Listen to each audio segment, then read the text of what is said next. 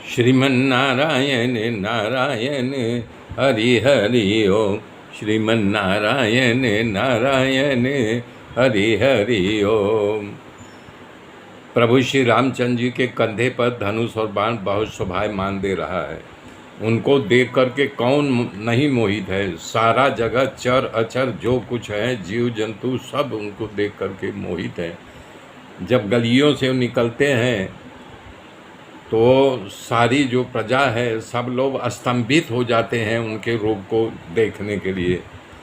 कौशल्यापुर में रहने वाले माफ़ करना कौशलपुर में रहने वाले सभी पुरुष, स्त्री, वृद्ध और बालक सबको प्रभु श्री रामचंद्र जी प्राणों से भी प्यारे लगते हैं। यानी सब प्रभु श्री रामचंद्र जी को प्रेम करते हैं। श्री रामचंद्र जी अपने भाइयों और इष्ट मित्रों को बुला करके सबको साथ में ले करके शिकार खेलने जाते हैं। वन में जा कर के मृग को मार करके ला करके राजा दशरथ को दिखाते हैं और वो राजा दशरथ बहुत खुश होते हैं। जिस मृग को श्री रामचंद्र जी अपने हाथों से मारते थे वो देह छोड़ करके देवलोक में चले जाते थे।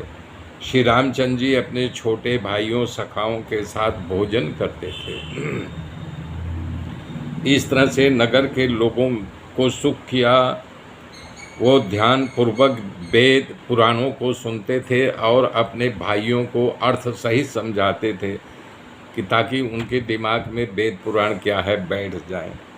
श्री रामचंद्र जी प्रातः काल उठ करके माता पिता को जो है नहीं कि नमन करते थे और गुरु को प्रातः काल उठ करके नमन करते थे, शीश झुकाते थे और आज्ञा लेकर के नगर का काम करते थे।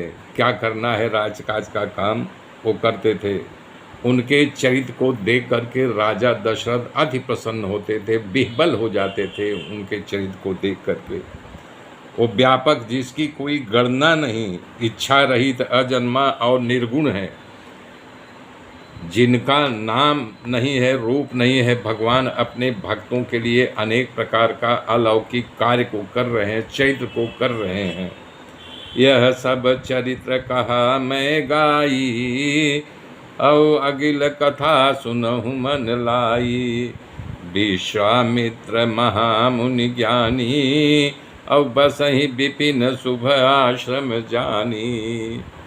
अब आगे के चरित्र को मैं कहता हूँ, ध्यान पूर्वक सुनो कि अब विश्वामित्र का बहुत ज्ञानी मुनि है और वो जो है यानी कि पावन वन में जा कर के पावन स्थान में रहते हैं।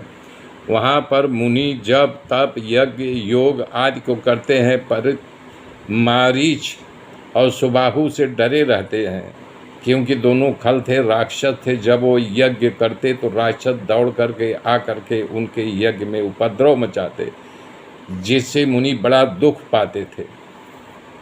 गाधी के पुत्र विश्वामित्र में मन में चिंता रहती थी कि पापी राक्षस बिना भगवान के मारे नहीं मरेगा। तब वो श्रेष्ठ मुनि अपने मन में विचार करके तुरंत धरती का भार उतारने के लिए उन्होंने सोचा भगवान ने अवतार लिया है, अयोध्यापुरी वो पहुँच गए तार के बेतार से। उन्होंने सोचा इसी बहाने जा कर के मैं प्रभु श्री रामचंद्र चरणों को अपना नमन करूँगा और दोनों भाइयों को यहाँ लाऊंगा। जो ज्ञान वैराग्य और सभी गुणों के धाम है, प्रभु को नेत्रों से भर के देखूंगा। अनेक प्रकार का मनोरथ करके अयोध्या जाने के लिए उनको समय नहीं लगा, यानी तुरंत पहुंच गए थे। उन्होंने सरयू में स्नान किया पवित्र जल में, फिर रात द्वार पे पहुंच गए और वहाँ के पहरेदार से कहा कि जा कर के राजा दशरथ से कहो कि मैं